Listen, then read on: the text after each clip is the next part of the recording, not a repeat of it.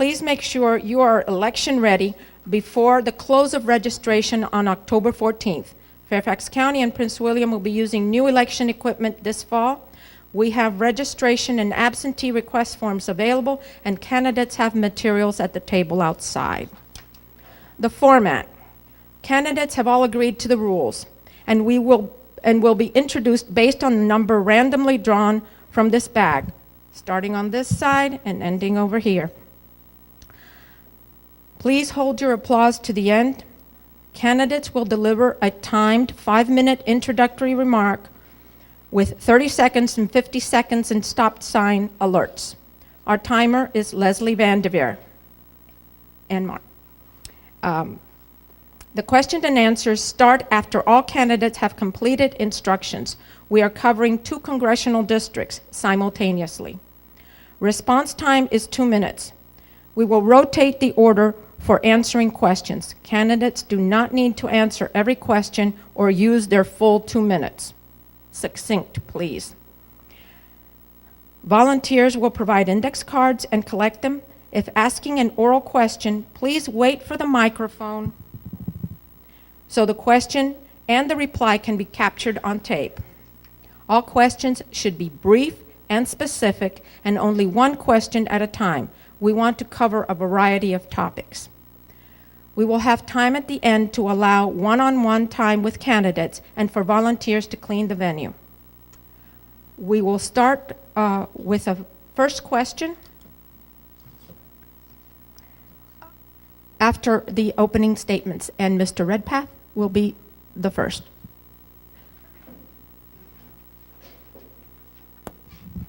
Thank you. Thank you very much. I am Bill Redpath, the Libertarian candidate for U.S. House of Representatives in the 10th Congressional District in Virginia this year. First of all, a little bit about me.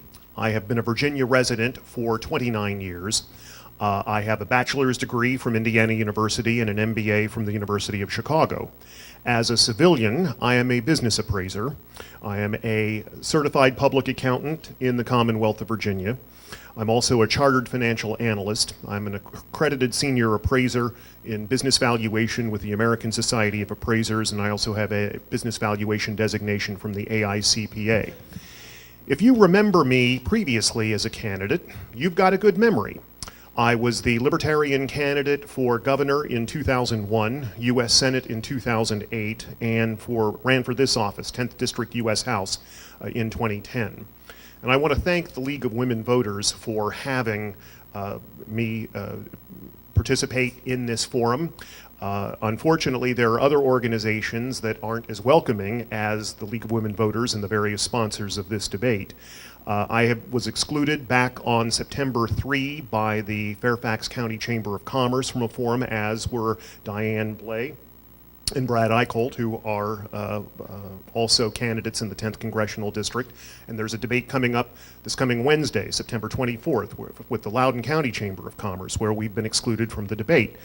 And of course, I feel it's too bad in particular that I've been excluded from the debate, but because the Libertarian Party, and I'm the candidate of the Libertarian Party, is on the move and is growing.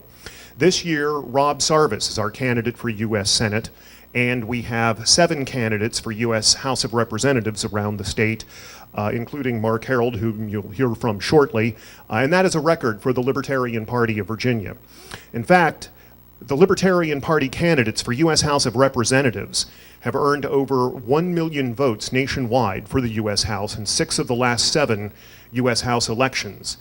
The last time that happened, before this streak of 6 out of 7, a party got over 1 million votes for U.S. House of Representatives was in 1912. The Libertarian Party is here to stay because we are a political party of principles, based on principles, specifically libertarianism. Libertarianism is a combination of conservative positions on economic issues and liberal positions on social issues. But there is a common theme, and that common theme is we want to reduce the use of government coercion in society. So we want to reduce government spending so we can reduce taxes, and we want to have real respect for civil liberties. Now, how does that translate into issues?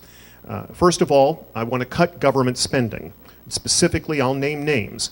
I want to end the Department of Education. I want to abolish it. The Department of Energy should go. The Department of Housing and Urban Development. All corporate subsidization and farm subsidies, corporate welfare, I should say, and farm subsidies should be ended as well. We should institute a flat tax to completely throw out the Internal Revenue Code and replace it with the flat tax, a Hall-Rabushka flat tax, greatly reducing rates, doing away with nearly all deductions and credits in the Internal Revenue Code to greatly simplify it. We have to address the coming entitlement crisis. It is coming. That is for sure. The United States government is going to welsh on its promises to the American people, not because it wants to, but because it will have to.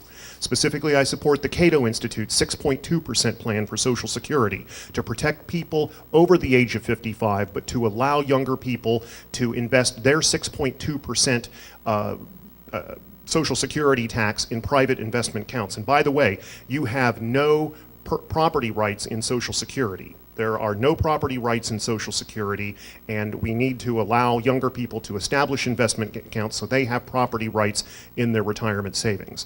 Medicare ought to be turned into a premium support or voucher program. Medicaid should be turned into a block grant and phased out over 10 years, turning over that responsibility of medical care to the states. They are closer to the people, and they are more able to do that. In my opinion, we should repeal Obamacare, and we should deregulate health care in this nation, and we need to end the link between employment and health insurance by having refundable tax credits for people, for families and individuals, as long as the money is used to purchase health insurance. My website is billredpath.com. I want to thank you very much for your kind attention this evening, and I respectfully ask for your vote before 7 p.m. on Tuesday, November 4. Thank you. Thank you very much. Please hold your applause till the end. It just takes more time. Now, Supervisor Bulova will be speaking for Mr. Connolly.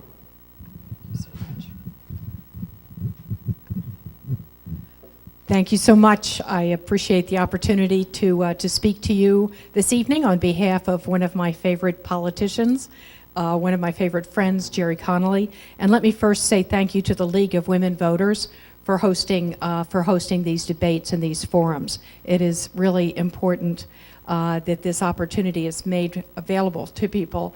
And the League of Women Voters has a long, long history of really doing good research and providing information to voters and to the community. I've known Gerry Connolly for more than 14 years while he was serving on the Fairfax County Board of Supervisors, and then the years following, I guess it's been about 5 years since he's been serving in Congress. Let me just say that Gerry was a wonderful chairman. He's someone who really wanted to get things done in Fairfax County. He was elected to the board, really charged up, and as a Providence District Supervisor, and then as the chairman of the Board of Supervisors, he put his efforts into things like Rail to Dulles. Phase 1 was so not easy, and I served on the board with Gerry while we were really trying to get that project together, trying to move it forward. There were debates about over or under, trying to get the cost to be affordable, and we really have Gerry to thank for putting those things together and working with our board to bring us along to making sure that that project moved forward. And then I had the opportunity to work with Gerry after he had been elected to Congress on Phase 2 and trying to make sure that we had the funding arranged, especially from the federal government. Gerry was right there with us in the lead, working with the federal government, working with Ray LaHood, and we have him to thank for helping us to find the federal grant that is going to help to make the project affordable for us. We are standing here in this room just a few miles from Dulles Airport, and in just a few years, the Silver Line is going to be extended from where it now ends happily at Wheelie Avenue all the way to Dulles Airport and into Loudoun County. Another thing that Gerry worked on while he was on the Board of Supervisors was the Cross County Trail. Gerry is an environmentalist, and he also likes to walk and he likes to hike. And so it was Gerry's vision, it was his idea to build segments or weave together segments of trails so that we have a cross-county trail that cuts through from the beginning or from the top of Fairfax County all the way from the Great Falls area through every magisterial district and ending in the Mount Vernon Occoquan area. It's pretty exceptional, it's beautiful, it's wonderful, and that was Gerry's baby. He cared about that a lot.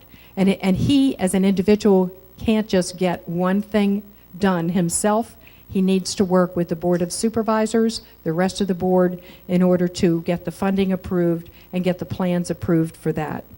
As a partner in Congress, Gerry Connolly is the person our board goes to first. He does a tremendous job for us. Continuity is important, and having Gerry, having served on the Board of Supervisors as a district supervisor, and then as the chairman of the Board of Supervisors, and now representing us in Congress, that continuity is invaluable in helping to keep things moving in a positive way. I think he's a great partner. I think that Gerry's a wonderful representative, and I hope that you will vote for Gerry and allow us to maintain that partnership and continue to be served by Gerry Connolly. Thank you so much for the opportunity to speak tonight.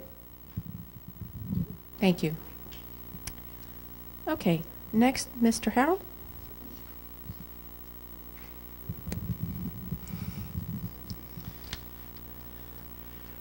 I'm Marc Harrold. I'm running for the 11th District as the Libertarian Party candidate. I do want to thank all of the sponsors here tonight, the League of Women Voters and all the sponsors who have come out here tonight to put this on. I share Bill Redpath's sentiment. We appreciate being here. We appreciate being included in this important event. It's good to see some of the other individuals that'll be on the ballot, Suzanne Scholte, Joe Galdo, and of course I know Bill Redpath. I look forward to getting to know some of the 10th District candidates here tonight as well. And sincerely, thank you for coming and thank you for hearing what I have to say. I appreciate it. This has been an exciting campaign for me. It's the first time I've run for public office. A little bit about me. I started, I guess, in college. I went to Clemson University and graduated with a degree in political science. I left that and went to the City of Atlanta Police Department, where I worked as a police officer, the Centennial Olympic Games, and I also worked on a drug task force back in the 90s when crack cocaine was the epidemic in the South and throughout the country. So when we talk about the war on drugs, I've actually been involved in that as a police officer. I went to the University of Mississippi and got my law degree. I practiced for a short time in Memphis, Tennessee with a large law firm.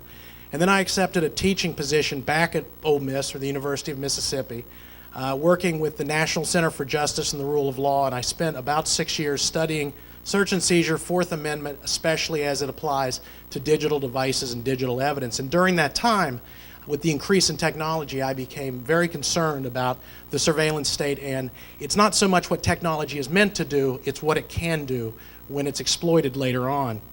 I taught white-collar crime, criminal trial practice at an immigration appellate clinic. I am an immigration lawyer by trade. I left the university and came up to D.C. to work for the Department of Homeland Security, Immigration and Customs Enforcement. Spent 5 years as a policy advisor for 2 of those years on some of the larger programs, and as a Fourth Amendment advisor to the agency.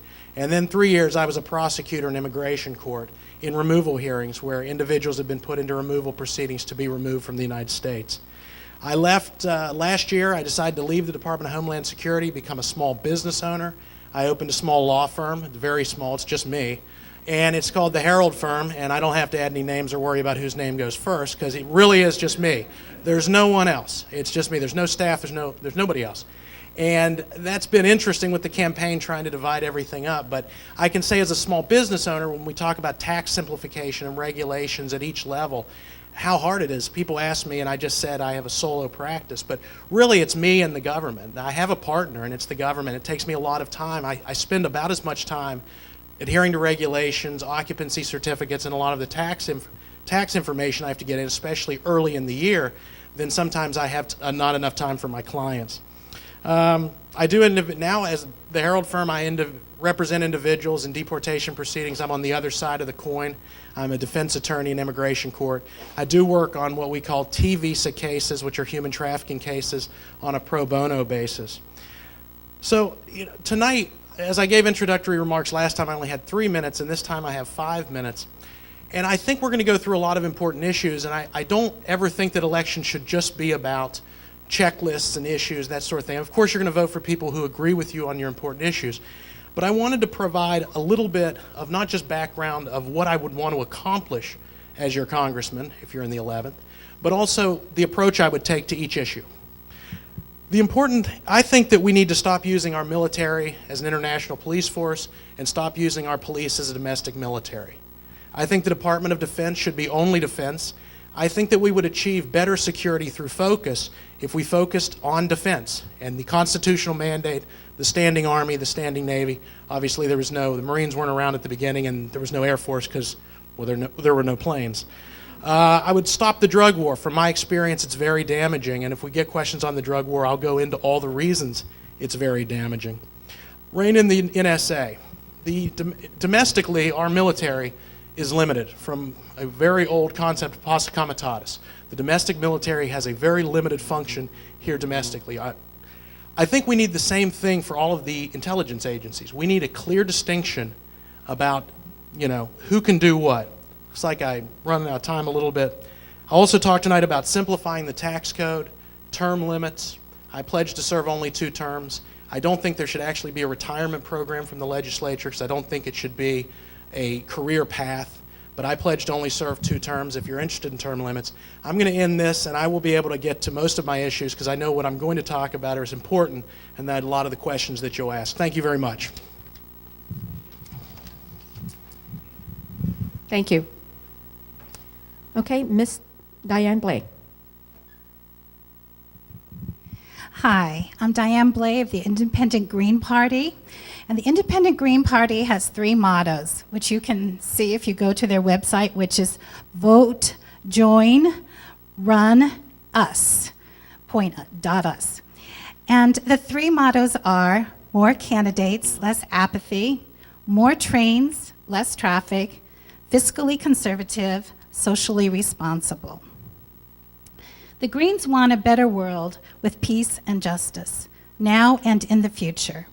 Green parties now exist in most countries with democratic systems. There is green representation at the national, regional, and local levels in many countries throughout the world.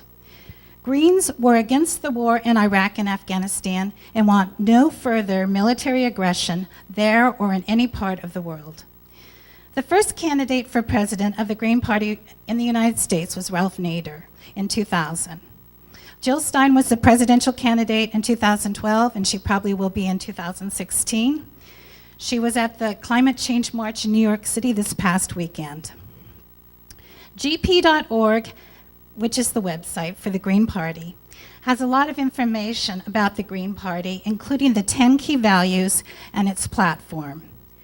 The U.S. Greens seek to bring a vibrant grassroots democracy to every part of the United States and believe in that the U.S. winner-take-all voting system is fundamentally flawed. Greens have 16 specific recommendations to repair this U.S. electoral system. Among them, proportional representation as called for by Fair Vote, the Center for Voting and Democracy, of which Bill Redpath is the treasurer and on the board of directors. We want instant runoff voting for single-seat elections. We want full public financing of all federal, state, and local elections. We want no corporate donations or bribes, as I call them. I believe these corporate donations are extremely detrimental to our citizens, particularly our children. Personally, I want term limits, and given the current system of the electoral districts, I want redistricting without gerrymandering. Greens call for a radical shift in attitude towards support of families, children, the poor, and the disabled, who should receive basic housing, nutritional and educational necessities. We believe that health care is a right, not a privilege, and want single-payer, universal health care and preventive care for all. We want increased public transportation and a reduced prison population. We must create opportunities for citizens to serve the communities through non-military community service.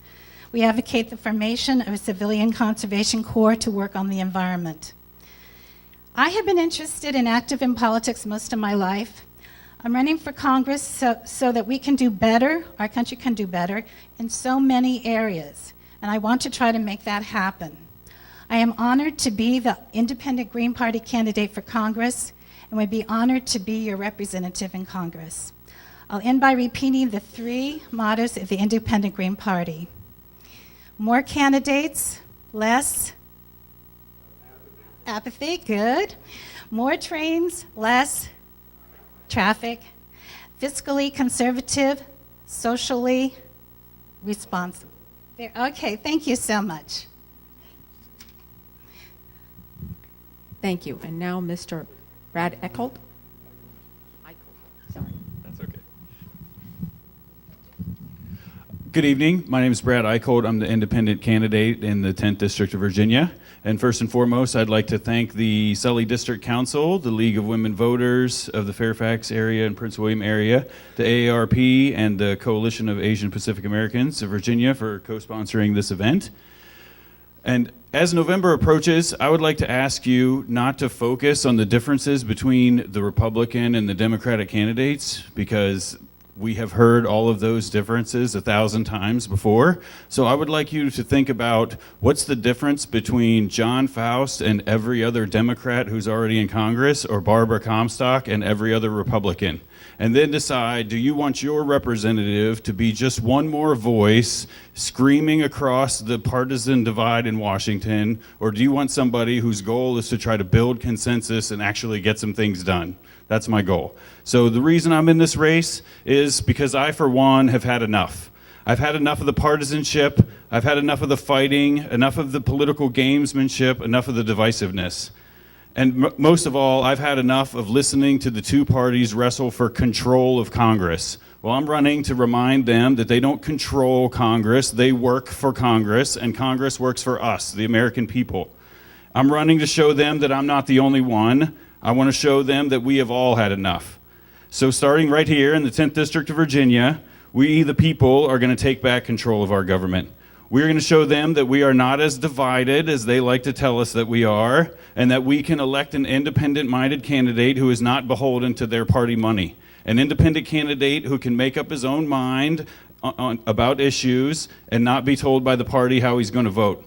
I'm running a campaign that will appeal to the majority of us who are not on the fringes of the political spectrum, those who want consensus from our government, and those who want our government to actually get some things done. Now, this is not going to be easy. We are going to have to fight against the money, and we're going to have to fight against the two political machines that currently have a grip on our political system. The two parties that cater only to special interest groups, because those are the people who continuously get them elected. The two parties that get candidates elected who are more interested in keeping their own jobs than actually doing what we sent them there to do. Candidates who forget that we sent them there to work and not to pander and not to simply continuously raise money for their next campaign. Yes, it's going to be hard. And it certainly doesn't end here. One independent member of the House of Representatives can't fix the whole system by himself. It's not going to end here, but this is where it starts. This is where we send a signal that we have all had enough. And this is where we take our government back, where each voter is going to make the most of their vote, where they're no longer going to simply put a check mark next to one more Republican or Democrat. Right here in Virginia, the state that gave us Washington and Jefferson and Madison, right here in Virginia, we are going to exercise our independence once more. Therefore, I ask that in November, you, like me, please be independent. Thank you very much. Thank you. And now, Mr. Joe Galdo.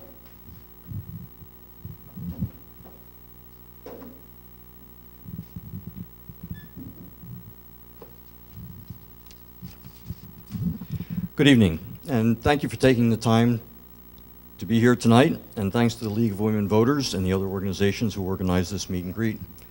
My name again is Joe Galdo. I am the Green Party candidate for Congress here in the 11th District. I spent most of my career in government service, first in the Department of Defense and then in the Department of Energy. In between, I worked in the private sector for about 5 years. My experience in the Department of Defense, evaluating threats and assessing military system capabilities and vulnerabilities, is not only useful in asking the right questions regarding budget decisions on R&D investment and military systems development and acquisition, but also in vetting rationales for military responses to security risks around the world. At the Department of Energy, I worked in renewable energy technologies. I was on the staff of one of the deputy assistant secretaries that was responsible for all of the electricity generation programs in renewable energy, solar, wind, geothermal, et cetera. And I did many things there. I worked on budgets, worked on legislation, interacted with people on the Hill. But a couple of the achievements I'm really proud of is that I helped to establish, in fact, I took a lead role in establishing green power programs at many of our utilities, electric utilities across the country. I also led the development of regulatory reforms and technical standards that are incorporated in net metering programs in states across the country, including here in Virginia. My experience in developing strategies to address global warming and developing technology roadmaps will aid in developing better policies to achieve our energy and environmental goals. What I hope to accomplish as your next congressman, if elected, is to begin a transformation of government policy away from a focus on money to a focus on people. I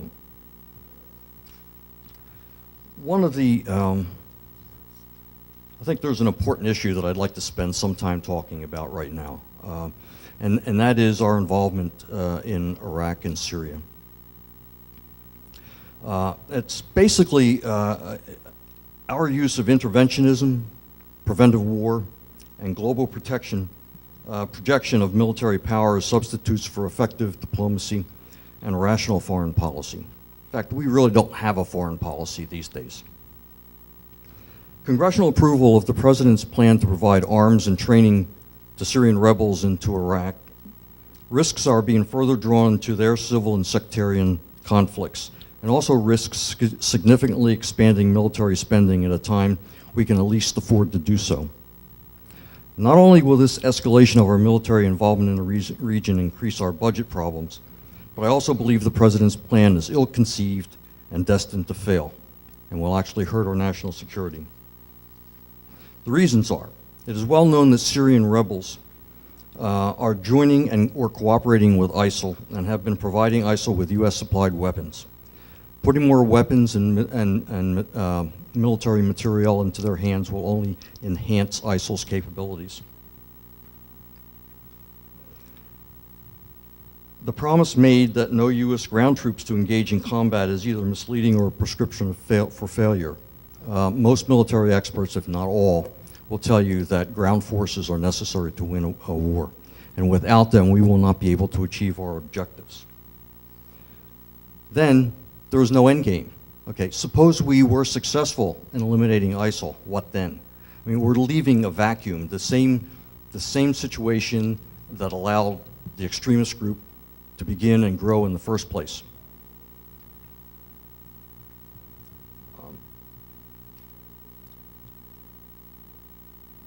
The President and his senior staff have admitted that ISIL poses no threat to the U.S. and that there is no intelligence to suggest that it is planning any attacks on American soil. So the argument that we must act now to protect national security is tenuous at best, and the timing of the decision to intervene in Syria and Iraq, less than 2 months before the election, cannot be ignored. Middle East experts advise Congress not to provide military aid to Syrian rebels. One expert explained, quote, providing any kind of support for Syrian rebels is an extremely dangerous move and a no-win policy that will have disastrous consequences for Syrian minorities and American security interests. Unfortunately, the U.S. has gone down this road before. How will Syria be any different? Unquote. This is a question we all should ask. We must stop the circle of violence rather than perpetuating it. In the Middle East, what is needed is a rational foreign policy that focuses on national security rather than the interests of the oil industry. This can only be attained through a rational energy policy that significantly decreases our dependence on oil. Thank you. Thank you very much. And now Supervisor Bulova will be speaking for John Foust, who is delayed. Thank you. So now I'm speaking for John Foust. We knew that Gerry Connolly had a previous engagement and could not be here. John Foust is trying to get here, and so I was happy to stand in for him while he's making his way, and hopefully he'll arrive in time for questions. Let me just say that John Foust is a valuable member of our Board of Supervisors. And when he was first elected to the Board of Supervisors, and I was responsible for getting our board organized to see, who would be chair of different committees. Penny Gross is chair of our Environmental Committee. Mike Fry is chair of our Development Process Committee. For the first time, and I've been in office for, I guess this is my 27th year in office, and for about 25 of those years, I've been the budget chairman. And for the first time, I've always jealously guarded that position as budget chairman. For the first time, I decided to take a vice chairman of the budget committee, and that person is John Foust. And I chose John because of his skill, because of his knowledge on fiscal issues. He's very much a fiscal conservative with a social conscience, and so he plays a strong role both in that capacity, but also as the board's audit committee chair. So he keeps his eye and helps our board to keep our eye on our tax dollars, making sure that they are well spent and going to the programs and services that we value. John is also chair of the board's Economic Advisory Board, and that was a board that was created to help us work with the business community in Fairfax County to help us to recover from the recession and the aftermath of the recession. And he's done a magnificent job of pulling the business community together, the corporate world together with Fairfax County staff and with the Board of Supervisors to look at issues such as regulatory reform, to look at how we can grow new industry in Fairfax County, and John has done an exceptional job at that.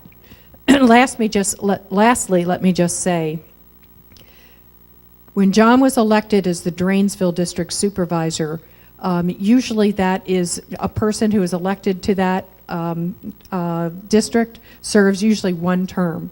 That's just the way the district votes. John has served 2 terms, and I know why. And that is because in addition to what I've just said, his constituent service is outstanding. And I've watched John walk into controversial, difficult issues where the neighbors are very upset. Part of the area that he represents is affected by the Silver Line and construction associated with that. And he is able to pull folks together and work towards solutions and work towards ways to resolve thorny issues.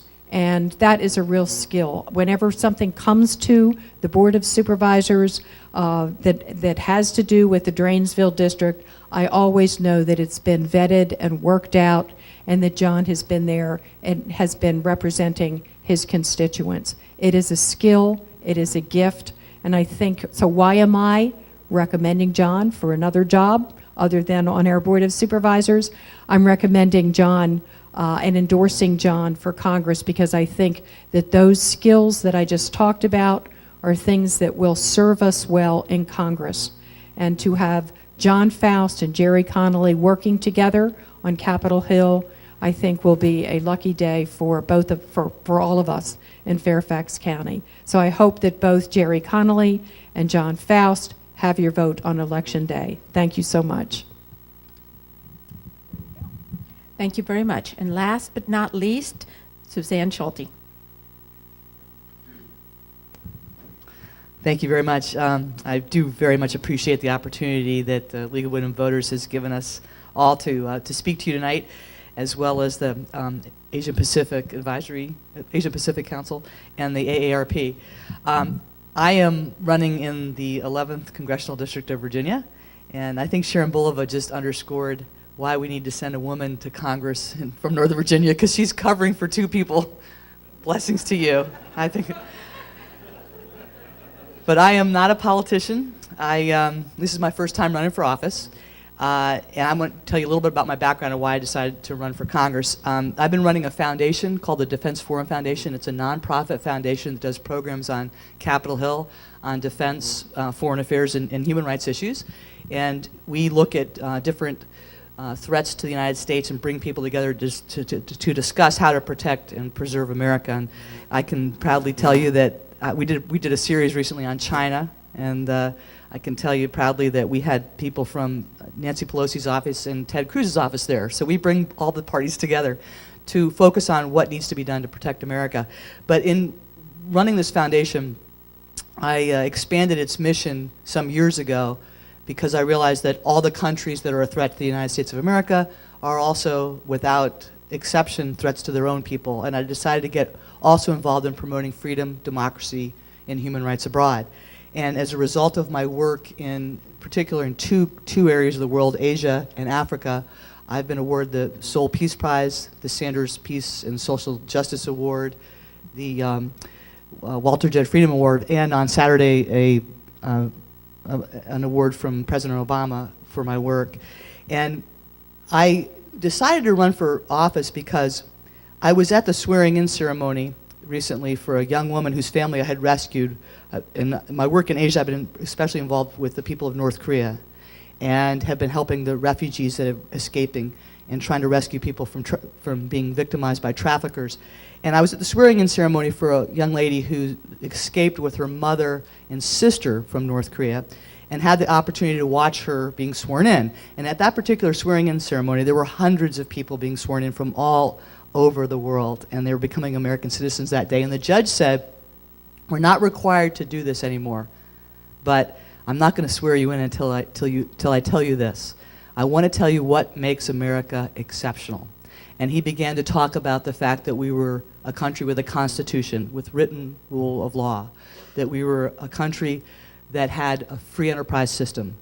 We were a country that had freedom of speech, a country that had freedom of the press, and a country that was a nation of immigrants, people coming from all over the world, but coming together as one people to be Americans.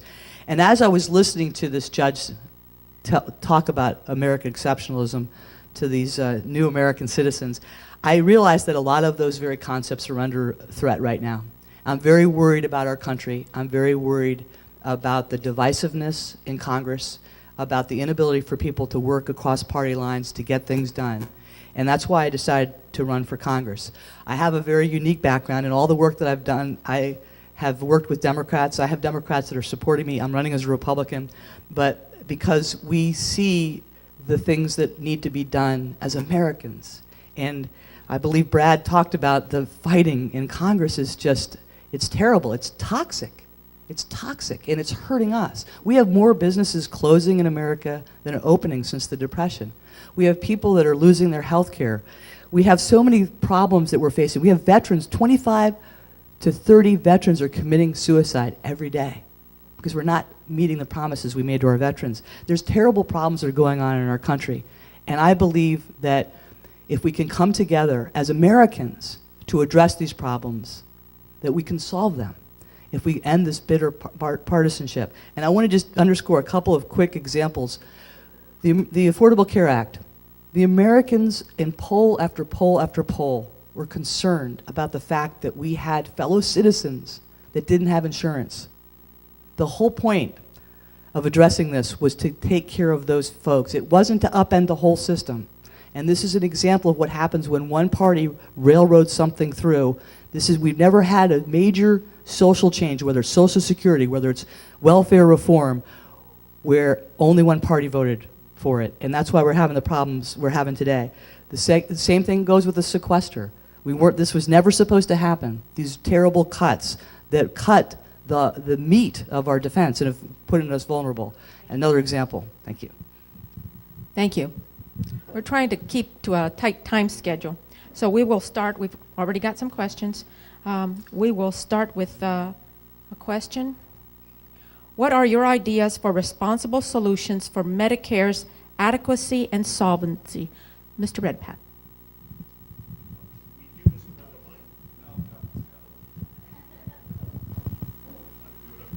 Over here.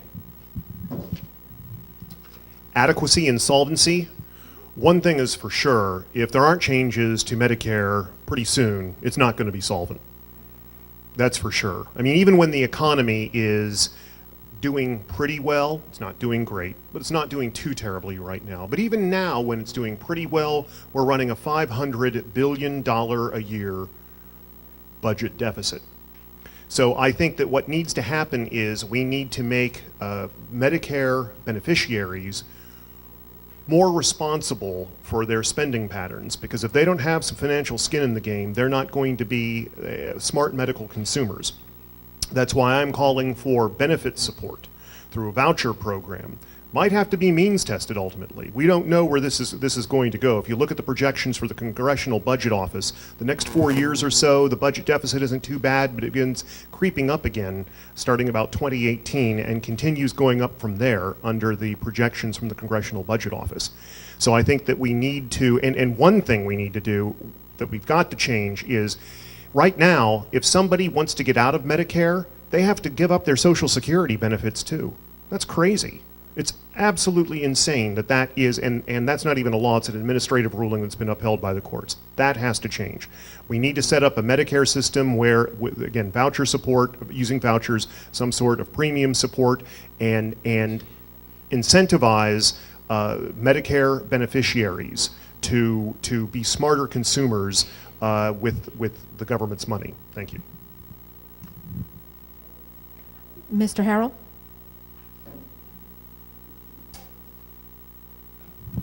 Ditto.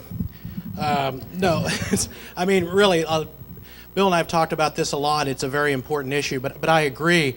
You have to incentivize responsible spending within the program itself. And I would say, I also would say that you want to have benefit support in some kind of voucher program. I would also agree that having to give up your Social Security benefits is not a workable system to have that type of decision to make. Overall, though, I completely agree that we have to have entitlement reform and we have to reduce military spending. This isn't a question of whether we can change this. It will be insolvent. There's absolutely no doubt about that. I don't believe anybody thinks it can go on in perpetuity with all the programs the way they are. There's going to have to be a restructuring or a cutting, but I would agree on the specific issue that Medicare, yeah, I think you need benefit support. I think you need an internal voucher program, but with skin in the game, as Bill said, people will make more responsible decisions, and I think the program will improve. But at some point, we have to look at solvency and decide we cannot keep kicking the can down the road. And as we've seen lately on so many issues, whether it's, not specifically to this, whether it's immigration or the reauthorization with ISIS in November sometime, everything gets kicked down the road after the next midterm election. And this is one of those things, deficit, debt, and insolvency of some of the entitlement programs that we have to deal with now. Thanks. Ms. Blais? Hi. There's too much stress in this country. I mean, all these forms, all these horrible things that we have to go through, Medicare, Medicaid. I just want people to be able to get the care they need. And it should be very simple. And if we had that, we would end up we would have so much money saved by this care, by having these insurance companies that get so much money from this. We would end up being able to give everybody the health care they need and not having to figure out, well, am I Medicare or what am I, filling out these horrible forms, how much per year, am I Plan B, Plan C? Oh my gosh. So that's my theory on it.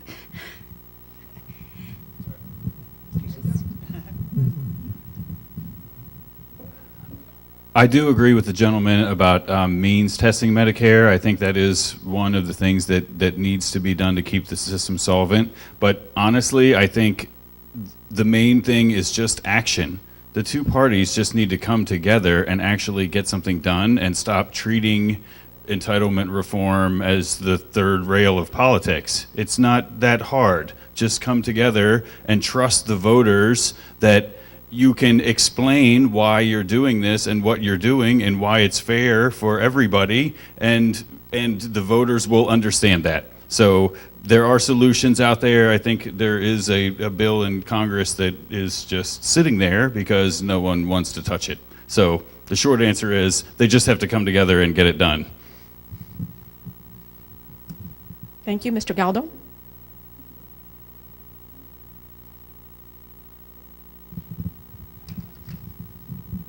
I agree with most of what's been said. There are certainly issues with Medicare, and I know them personally.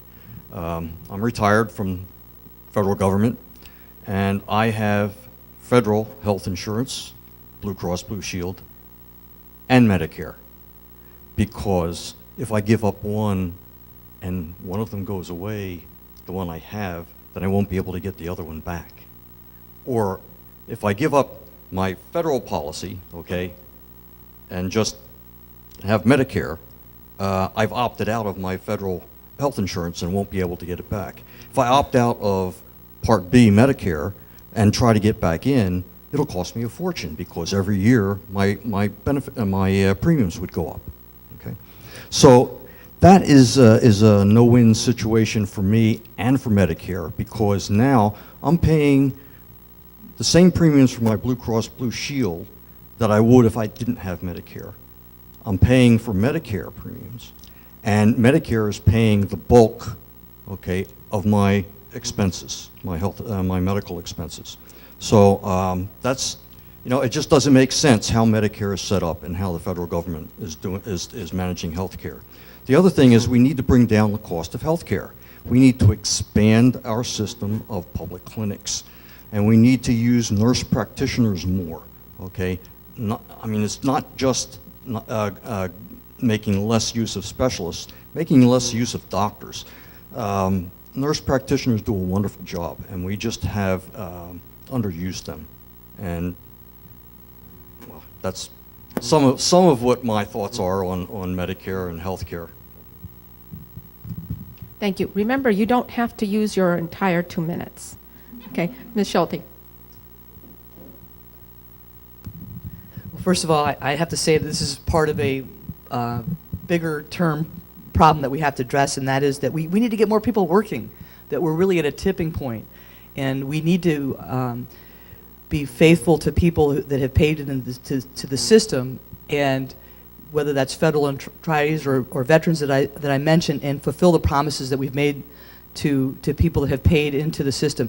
I would support restoring the cuts that were made, the $1,429 per senior that were made. I would like to restore those.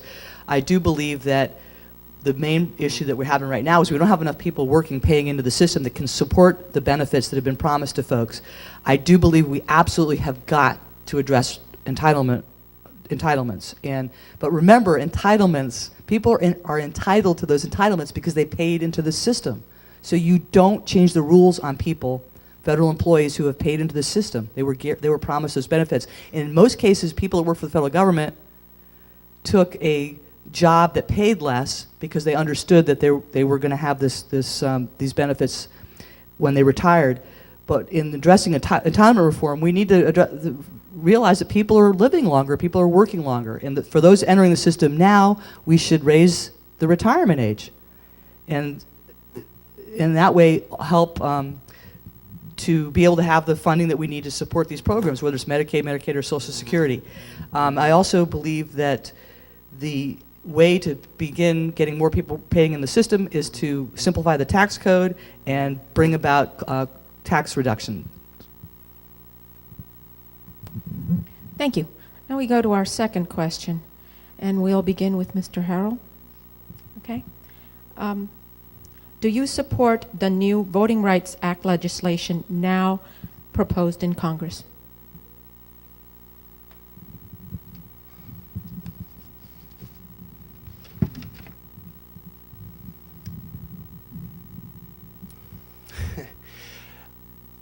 I have certain problems with the way that here's the thing about legislation. Every time you have an aspirational goal and then you get the actual piece of legislation that you read, and then you try to figure out, at least as a former federal employee with the Department of Homeland Security, how the regulations are going to be set. So I believe that the problem with most of the voting right reform that we've seen is it doesn't trickle down correctly. It starts aspirational, it's imposed in a very broad way, but the regulations don't actually achieve the goals. If I had to say what's right there right now, I would say no, because I don't think that brings us to our goal. In general, though, is voting rights something that's a constitutional right? Yes, not explicitly, but we've had protections in the amendments later on. It's certainly a right of Americans to vote. I don't agree with anything that dissolves that right. So I would say the way that it's currently written, I have some minutia questions with it, but in general, legislation that supports the right to vote, I'm supportive of.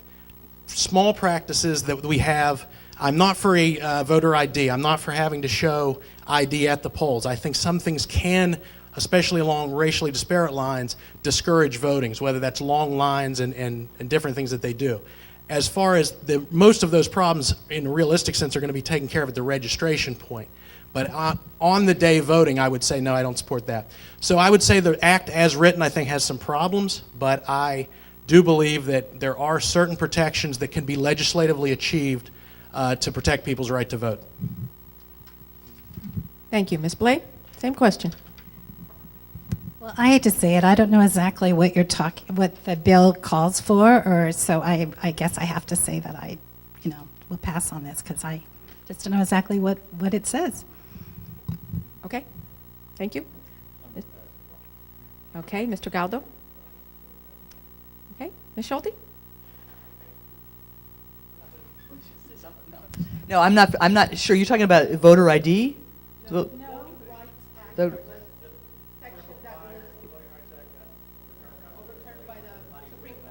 Oh, and this is that has to do with having to show an ID or no? Well, can you tell a little bit more about it? Oh, yeah, because I'm with you, huh? It's not that simple. Who asked the question? Who's asking the question? Because maybe they can explain a little bit more. How about The Voting Rights Act was removed, the Supreme Court ruling took part of it away, and there is legislation in Congress to bring more of that back in a more equitable way. Yes. So the Supreme Court, so this is a legislative to, okay, all right. Well, then I support the Supreme Court decision. That's what it. Sure. I'll let you change your mind. I was a little unclear as well about what the question was referring to, so I'll go ahead and speak to that. So yes, the Supreme Court took away parts of the Voting Rights Act where certain states who had issues in the past had to come to the Department of Justice if they were going to change their voting laws in any way that might affect particularly minorities.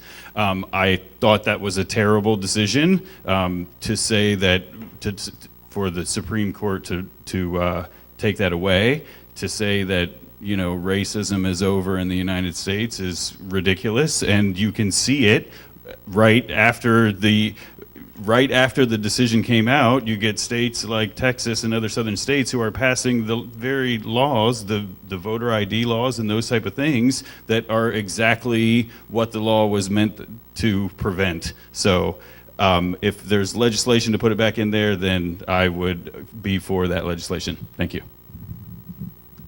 Thank you. All right, looks like everybody answered. Okay, no, that's right. We started over here, sorry. Thank you. I certainly agree with the Supreme Court opinion to the extent that racism in Virginia is not what it once was. A friend of mine once gave me, and I can't remember the title of the book, but it was supposedly a history of the Republican Party in Virginia subsequent to the Second World War. What it really was a history of Virginia politics subsequent to the Second World War. And let me tell you something. The way members of the Virginia General Assembly talked in public about segregation and race issues in the early 1960s is nothing short of shocking compared to the environment today. It was a different world back in the 1960s, I assure you, than it is today. But in any event, there is no constitutional right to vote. There ought to be. But one other thing, just because you have the right to vote doesn't mean you necessarily have a choice under our current system. Does anybody here know how many districts in 2013, November 2013, out of 100 single-member House of Delegates districts, does anybody know? You may know, so you can't answer the question, Dianne. But does anybody know how many House of Delegates districts had only one candidate on the ballot? Not one challenger, one candidate last year for House of Delegates. The answer is 45. 45 of 100 districts, and it's only 125 signatures to get on the ballot for House of Delegates. You think that's bad? 2011, November 2011, 63 House of Delegates members walked in to the House of Delegates with literally no competition. That needs to change. Our voting system is an 18th century horse and buggy voting system that we inherited from the British. We need to change it to some sort of proportional representation system, multi-member districts, more candidates, get Republicans running in the same district against Republicans, Democrats versus Democrats. More choice at the ballot box is what we need to make voting effective in this nation. Thank you. Okay. Do you believe that Congress should vote before sending troops to attack the Islamic State in Syria? Yes. Yes. I mean, it's in the Constitution, and they should vote. And so I just don't understand how it doesn't happen that they do. But anyway, it's important. Okay, thank you.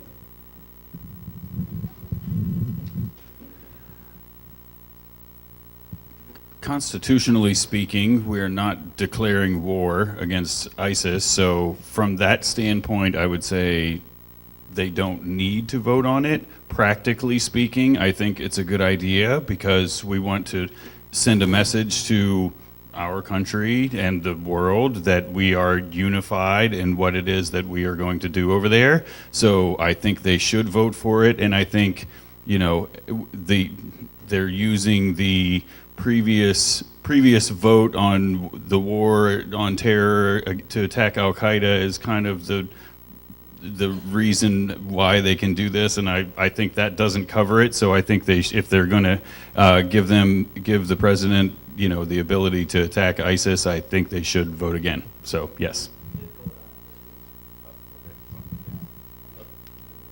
Okay. Well, that was the question. That was the question. Mr. Galdo?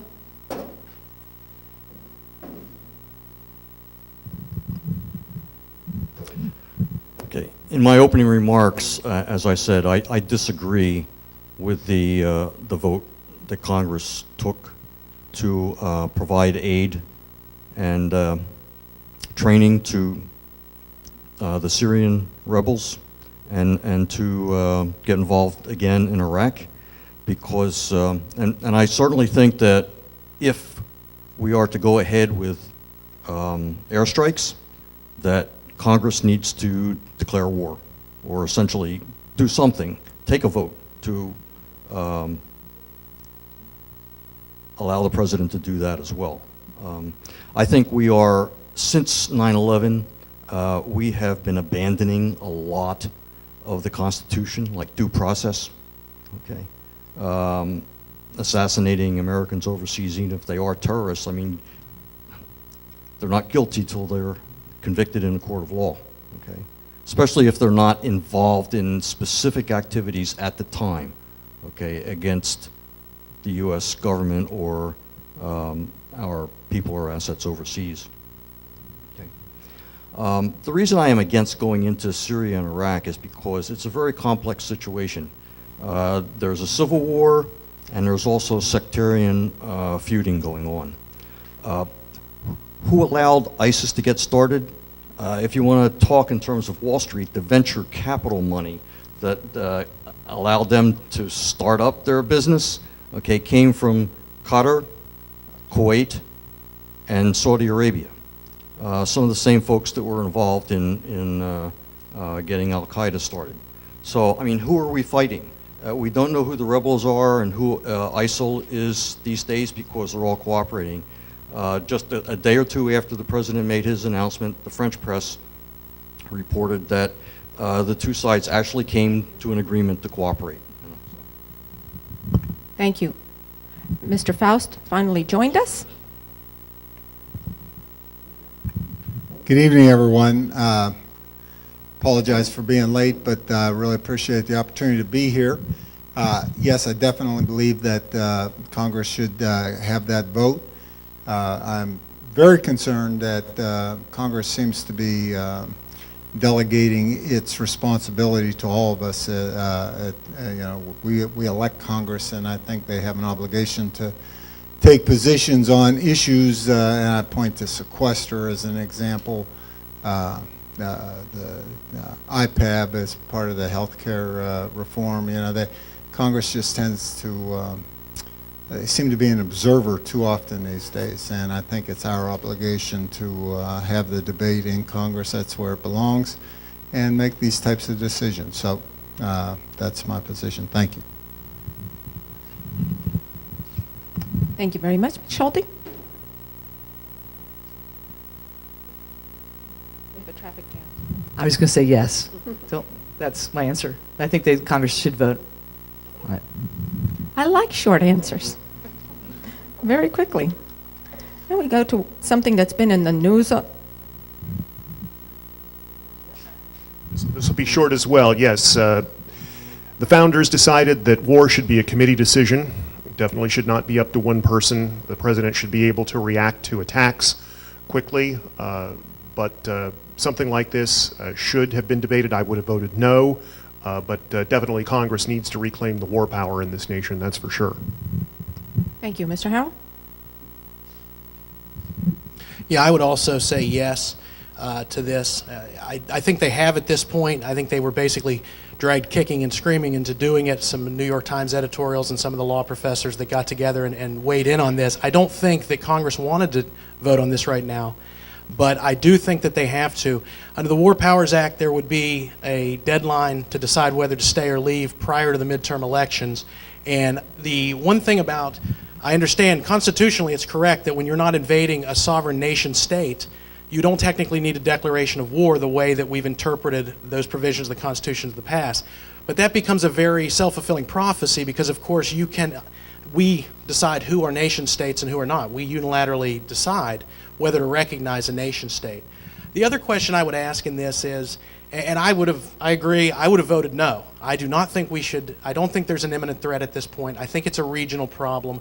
I think our involvement does change it where many people there see it as more of a religious aspect to it because it's coming from the West and they perceive it that way. A lot of folks don't have the same information we do, or I believe to some degree that they do not, it's not that they hate us because we're free, and I know this is more of a Ron Paul. There's a lot of free nations out there. I think we're a target because we're there and we've been there for so long. The one question I would ask, I don't believe this is an imminent threat, but if it's an imminent threat, why would you take ground troops off the table? I don't want to commit ground troops airstrikes at this point at all. But if it's an imminent threat, and you really believe that, why would you say, we have an imminent threat, we're going to defend this country, and I'm taking this off the table against this imminent threat?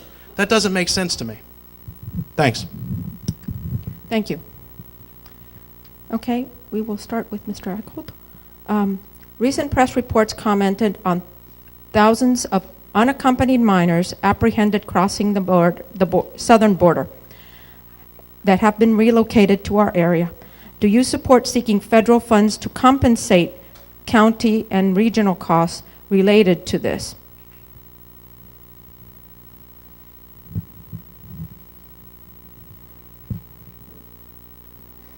Yes, in short. It's a federal law that they are administering, so I think the federal government should foot the bill. They have to give these immigrants not their day in court, but they have to decide whether or not they're going to send them back or they're going to allow them to stay. So if that's a federal law that if that's a federal law that they're dealing with, then yes, the federal government should foot the bill for that. Mr. Galdo?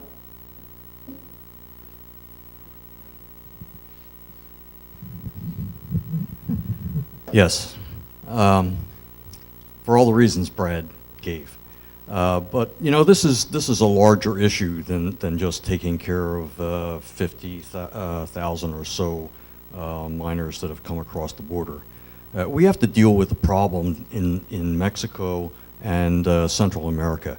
And it's a problem that is, to a great deal, our fault, because we provide the drug market here in the United States that is causing the violence in those countries. And we have to do something about that. We've had a war on drugs for 40 years now that has been a failure. Okay, we have to try something else. We need to legalize marijuana, not only to take away the source of funds for the cartels, but also because the states are trying an experiment, and the federal government should not stay in the way. We should leave it to the states whether or not to legalize marijuana or to restrict its sale. We need to put pressure on Mexico, okay, to safeguard their borders. I have a neighbor who's with DHS, and he's been working the problem with, on these minors that have come across the border.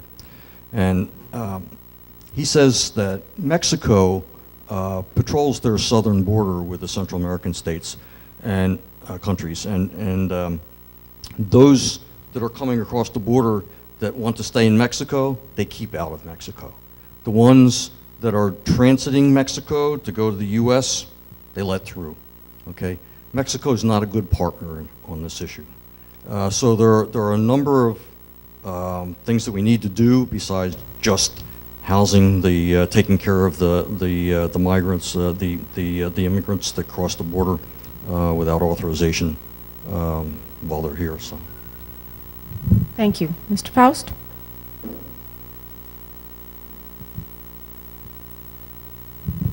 Thank you. Yes, I believe federal government should be responsible for the cost of associated with those young people.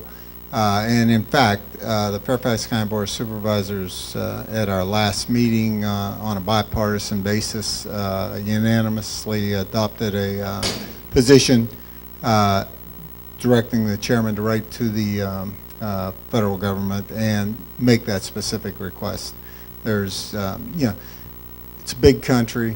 The costs associated with dealing with this issue, and we need to deal with it. But it's disproportionate, and you know, the one, since it is a federal law that we're dealing with, immigration, it's the appropriate and fair thing to do to share the burden across the entire country. So Fairfax County is on record, and my understanding is that last week there was legislation introduced that would do just that, put the responsibility on the federal government to pick up these costs, the impact costs on local jurisdictions. Thank you. Ms. Scholte?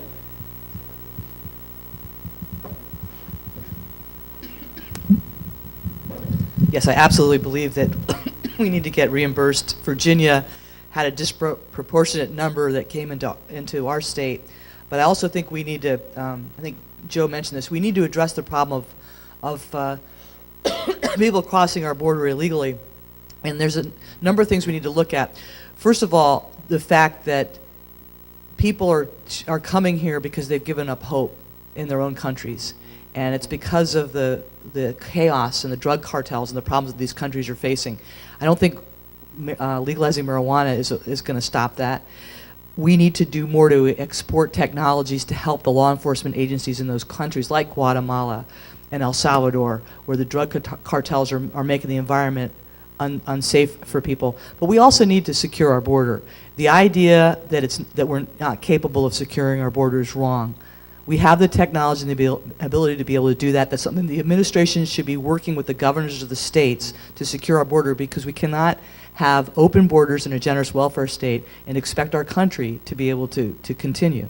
This is driving up tremendous burdens and costs on states and localities, and also on our federal government. We already have a huge $17 trillion debt. So we need to also address securing our border and having the administration work with the governors to be able to do that, because the folks that are coming over that border aren't just teenagers, young children looking for their parents. There's unsavory elements also coming on the border. People are involved in drug trafficking and human trafficking as well.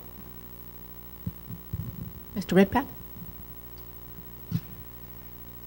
While I think there is way too much in the way of federal grants to states and localities in the United States, in this case I would make an exception and say yes, the federal government should reimburse the states, because first of all, the federal war on drugs is largely responsible for this inflow into the United States. If you look at the data, most of these younger people are coming here from countries where violence is highest. The more peaceful countries, fewer people come. And the violence, so much of the violence in Mexico and in Central America is directly attributable to the federal war on drugs, which libertarians want to end. We want to end the war on drugs, period. But this is a federal situation, federal creation, and in the United States, immigration is federal policy. I will say one thing, my answer might be different if we had a system like Canada. In Canada, it's up to the provinces, not the national government, to allow immigration to occur. And there's an excellent webcast. The Reason Foundation recently had a webcast on this, hosted by a columnist of theirs, Sika Dalmia, D-A-L-M-I-A. I'm probably mispronouncing her first name, and I thought, when I first heard about this, I thought, well, that's a crazy idea. But you know what? After I listened to it and heard that the provinces in Canada have different needs when it comes to immigrants. Some provinces might want lower skilled people, others want higher skilled people, and I really came away very impressed that I thought it was a very rational way to address the immigration problem and something that the United States should consider. Thank you. Mr. Harrold? Well, as an immigration attorney, I see this on a daily basis. I am not heavily involved with these cases because they're being done from Artesia, New Mexico via video, and even though some of the judges are here in Virginia, the cases are all over the place. So I've tangentially worked on some of these cases since the situation started, but I can say I do agree in this case that the federal government is going to need to step up. I don't know how those costs will be calculated. I don't know how far-reaching they will be. We heard early on that these folks would not be able to stay and they'd be sent back. What they were talking about was using some type of voluntary return, which isn't applicable because it's only applicable to Mexico and Canada. And these folks are mostly Central American, Nicaraguan, Guatemala, and El Salvador. The bulk of my cases are asylum cases from those three countries. We have the TVPA. There was no opportunity to just send people back under the 2008 law passed by President Bush very, very late in his presidency. The one thing I can say about the immigration code is, like the tax code, it has to be simplified. It's absolutely mind-numbing on how difficult it is for lawyers and judges to figure out what's going on in cases, much less people coming across the border. I think immigration is a logistical and law enforcement challenge, having been involved with Homeland Security and a former law enforcement officer. But I think overall, immigration is an opportunity. We have to simplify our system. Whether we can have a secure fence-type situation, I don't favor that as much as open communication, so people would want to come through ports of entries, and then we know that anybody who's not coming through a port of entry is clearly here to commit crimes or do us harm. I also agree the MS-13 problem, the 18th Street Gang, that is all tied basically to the war on drugs and the cartels that we've seen.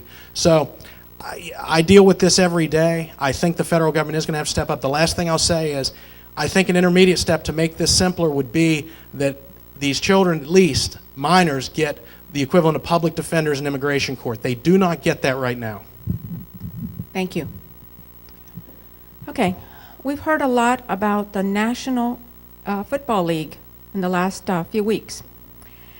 And so the question is, if elected, will you vote to strip the NFL of its nonprofit tax status?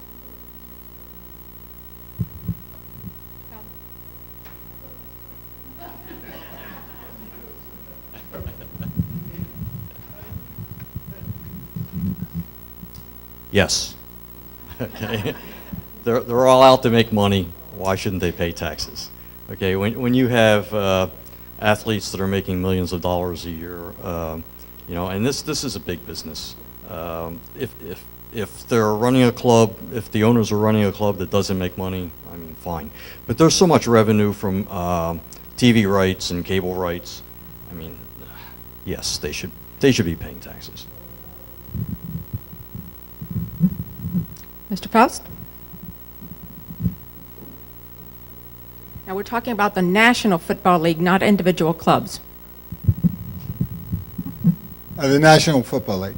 I would say yes. I think that it makes no economic sense to select out one group and give them this type of special tax break. I think one of the problems we have in this country is that we've picked winners and losers under our tax code, and we really need a far more equitable system, and I think this would be a good place to start.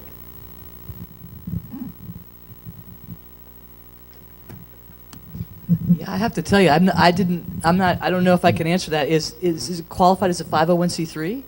Is that why? Okay. Pardon me? It's a 501c4, but they're just talking about a not-for-profit. They're talking about the league itself, not the different teams. So this is an IRS exemption that's been given by the IRS. The owners pay taxes. Okay. Yeah, I mean, I would think that that's an IRS question. If they've been qualified as under the tax code for an exemption, then that's something that the IRS would determine. Because you have 32 different companies colluding, like having a game together. That's collusion. That's against the Sherman Antitrust Act. That's why the law is there. Yeah, so I would say that's an IRS question. Congress deals with IRS questions. Well, thanks for explaining that, because I'll say no to that. Because they ought to be treated like any other business, but I certainly do not think antitrust laws should be applied to the National Football League. It's a game. It's not the real world. In the real world, we don't play through an organized schedule and declare a champion every first Sunday in February. They ought to be able to set their own rules and in that regard, and I certainly do not support any sort of antitrust prosecution of the National Football League or any of their teams. That said, they also ought to get off the public teat with subsidized stadiums and things of that nature. They ought to be treated like any other profit-making business, but certainly it is a legitimate function for 32 teams to have the best players and play through to a champion once a year. That isn't real life, but it is a special entertainment. They shouldn't get public subsidies, but otherwise they should be able to do whatever they want to do. Okay? Mr. Harrold? You know, I spend a lot of Sundays watching NFL football, Thursdays, Monday night. I had no idea about this, absolutely none. I don't know. I mean, I would agree that I don't think the antitrust laws should be applied here because it is a game in the context. It's a league, and to apply those rules would severely hamper the league itself. As far as the actual question here, you know, if they qualify, they shouldn't be treated better or worse because of the National Football League. If they actually fit into the classification, we should look at the classification, but they shouldn't be, just because it's high profile, excluded if they actually fit that classification. Now, tax law is way too complex, and I'm for simplifying all areas of the tax code. But I agree on the subsidies. There shouldn't be, and a lot of times this happens not at the federal level, but at the local levels. But, you know, football's it sort of infuses with politics. Clearly, if you're running for elected office, you don't want higher-ups and some of the teams really against you, but it's types of well, seriously, I mean, if you're running a district and, you know, but cronyism is in this like it is in everything else, but I would have to say they should just be treated like everybody else, but I honestly had no idea that they had this tax classification. I find that fascinating, and I'll probably look into it. I honestly don't know. Thank you, Mr. Eickholt. Oh, sorry. That's okay. And I thought I'd just say something about the immigration, too. Everybody talks about this as a burden, and I think we really need to be aware that hopefully these people, this is how our country was formed, and that in the long run they'll be very productive citizens, and we actually need them in our economy. And if we were to, it seems like a huge hassle to me to be going to the federal. I mean, it's interesting that the Libertarians who want decrease anyway. That it seems a huge hassle to be, how you're going to keep track of them for how long to be reimbursed. But anyway, I just thought I'd throw that in. And as for the NFL, I'm totally against subsidies to that we have in this country, that I think, again, are a result of our political system that is unfair, that people are, get these donations.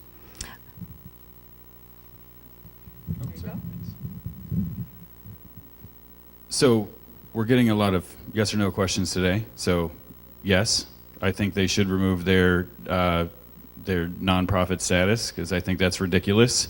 But I'm actually on this question going to go a little beyond that and say, I think it's a shame, really, that we're only bringing this up now. I think any common sense person would say the National Football League is not a nonprofit. I think that's pretty clear to anybody. It's not. Yes, they do some things with children and that type of thing. I guess that's how they get the exemption.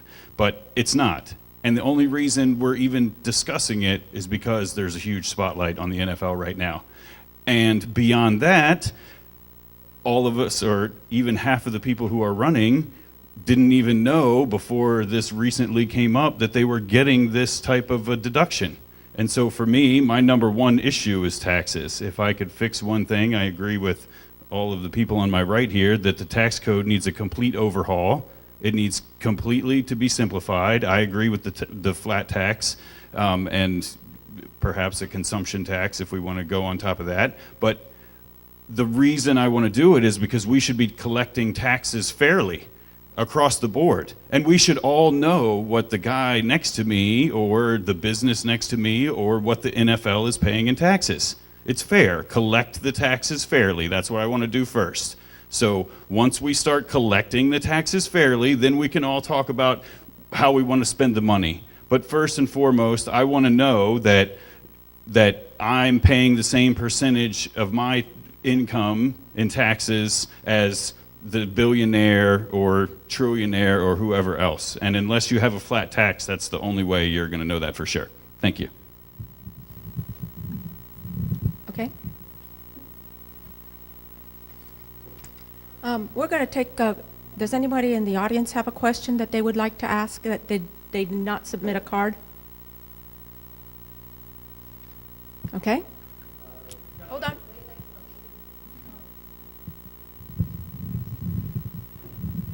More of an observation than anything.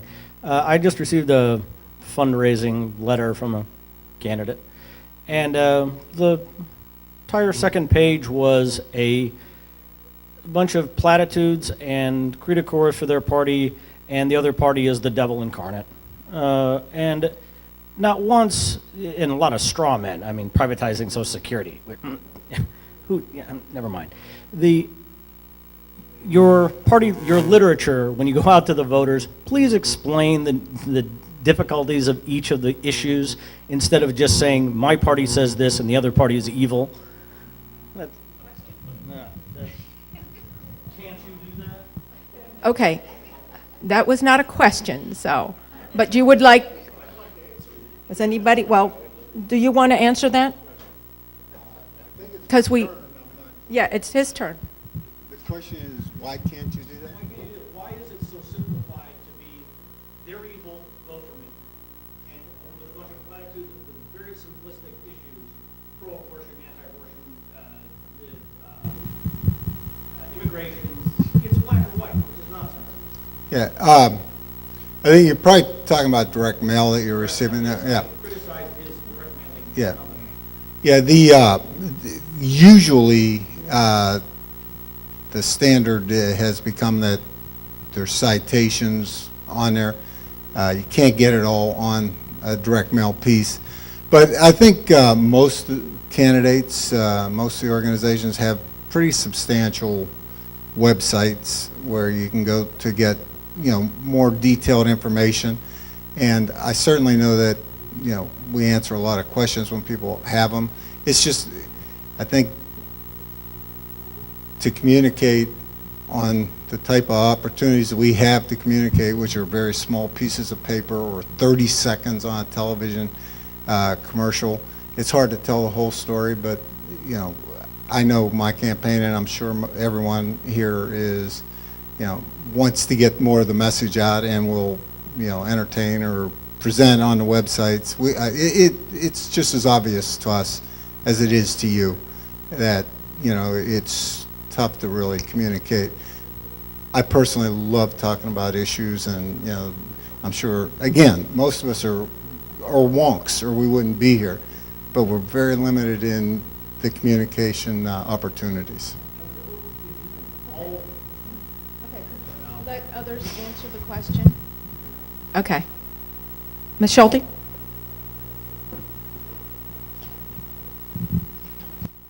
No, I would just say that I think that obviously they're trying to get a donation out of you. So I think that probably inflammatory rhetoric is the way to try to inspire you to give a donation. But I think that's why forums like this are so important, where we can come together and talk about issues. As far as the toxic environment in politics, that's one of the reasons why I'm running. I do think there's too much of this sniping and attacking each other, and it gets away in solving the really serious problems that our country's facing right now. Thank you. Mr. Redpath, you're biting at the bit. This is a manifestation of our voting system. Single-member plurality voting, single-member legislative districts, person with the most votes wins. And that brings forth something called Duverger's law, a French political scientist who's very old. I think he's still alive, but a very old man now is my understanding. And political scientists will tell you that the natural result of such a voting system is two dominant parties, both running for the center, which I think they largely are. There are non-trivial differences, but I think largely running for the center, and to a significant extent, with all due respect, Mr. Foust, to a significant extent avoiding the issues because they want to offend as few people as possible so they can win these single-member district elections. I think, again, it's ironic. The United States goes to war in Iraq to bring democracy to Iraq. And does the result look anything like the democracy in the United States? Absolutely not. They have proportional representation in Iraq, a multitude of parties. The Libertarian Party would be a major political party in the United States, perhaps the Green Party as well, perhaps other parties, if we had multi-member districts. And I will specifically write this down, you people watching on your computer as well, genuinerepresentation.org/Congress. genuinerepresentation.org/Congress. Go there, read that paper. It's like 20 pages, and then appendices goes to maybe 34 or something like that. But he talks about how, for instance, environmentalists and chemical companies came together when the companies and the environmental people knew who their representatives were and knew they were going to negotiate on their behalf. They negotiated a solution that satisfied both the companies and the environmentalists, and everybody was happy, and it goes to Congress and it goes nowhere. And he proposes a voting system based on that, which is a way to solve our problems through negotiation, much better than the current system. Thank you, Mr. Harrold.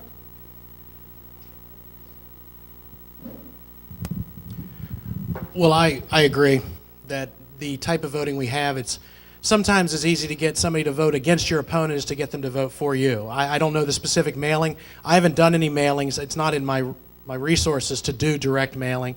I do think to some degree you have to boil it down, because a lot of people won't spend a huge amount of time. They're looking for certain issues and they're looking for that checklist.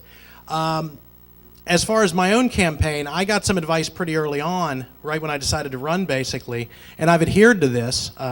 I've never mentioned my opponents in any way in any way, except to say that this is the ballot. This is the.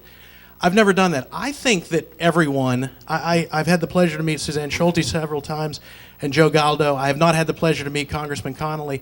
I think everybody wants what's best, the way they conceptualize it. I just think that I have a much different view than some of the other candidates as the role of government in getting there. But again, I think the hyperpartisanship does come a lot from the way that we choose our elected officials.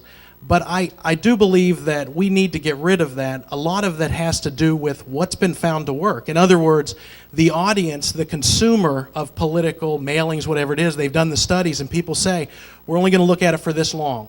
I know when somebody approached me to do where they call you, which I'm not doing because that's annoying, but when they call you, somebody said, look, it's 20 seconds and we've got a study that says they'll stay on the phone, most people for 13 seconds just to see who it is.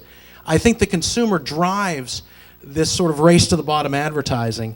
But I think we've had a very positive campaign. I've never heard anything mean about me, and I've certainly never said anything negative about anybody in the campaign. Thanks. Thank you. Mr. Eickholt, you want to address that? I'm sorry, I keep Okay, that's okay. You're not tall enough. I I should talk. I just wanted to add a little bit about what Bill Redpath was saying about proportional representation on our two-party take-all system.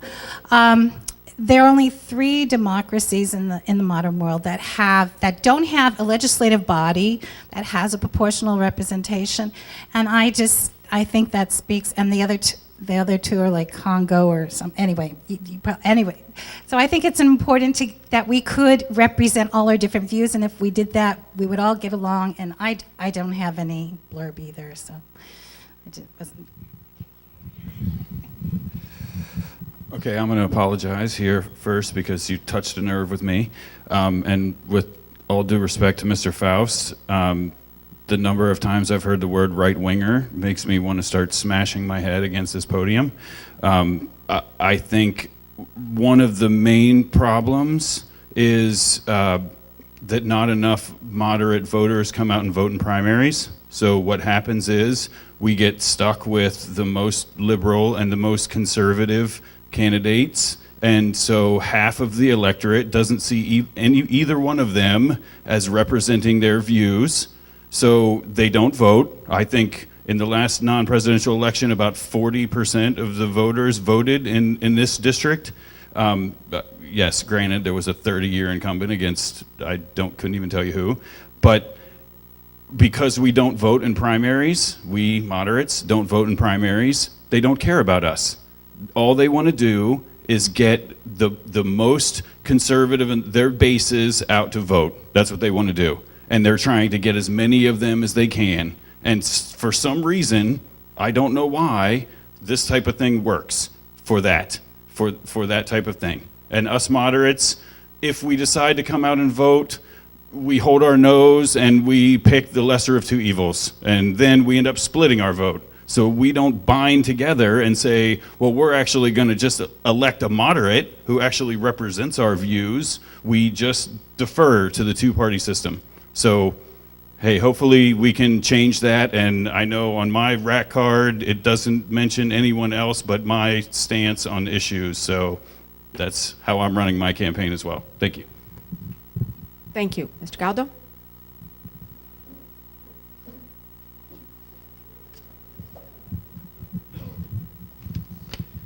What we're really talking about here is politics of fear. And that only works when you have a 2-party system. But fear as a tool is used, at the top levels of government all the time. I mean, you can just vote for, to go to war in Iraq. That was a politics of fear, okay, based on false information or misguided information. The hurried vote to provide aid to the Syrian rebels in Iraq, politics of fear. Was it Daniel Benjamin, who was a top security advisor at the State Department one time, said recently to CNN, on an interview with CNN, that the whole ISIL business has been overhyped by the media. They're not that much of a threat to the U.S., okay, yet. Okay. So rushing into a vote, it's all based on fear. Fear that's generated by the media, fear that's generated by the White House. And we have to recognize that politics of fear when we see it. It's don't vote for the other guy because that's going to mean the end of the world. or we have to do this right away. We don't have time to sit down and think rationally about the problem and see if this is really the right way to go. So it's really up to voters to say, you know, I'm not going to put up with this anymore. If the Democrats and Republicans just want to keep trying to make me decide based on fear, I'm not going to do that anymore. Oh, and this doesn't have, I mean, the primaries don't help at all either, because in this state, the incumbents or the party has the choice of not having a primary, but deciding on the candidate by convention, which they've done several times. Thank you. We've gone through several rounds, and because of our timeline, we promised everyone to have time to do one-on-one questions with the candidates. So I just want to say that AARP has some T-shirts. You were given evaluation forms. We all want to remind you to make sure you are election ready. So check your election registration by the 14th of October. I want to thank all of the candidates that participated, our co-sponsors and partners, and it's now up to you to ask the questions yourself. We've given you an opportunity. Unfortunately, there's not enough time to do much more, but thank you very much, and it's now your time to go up to your candidate.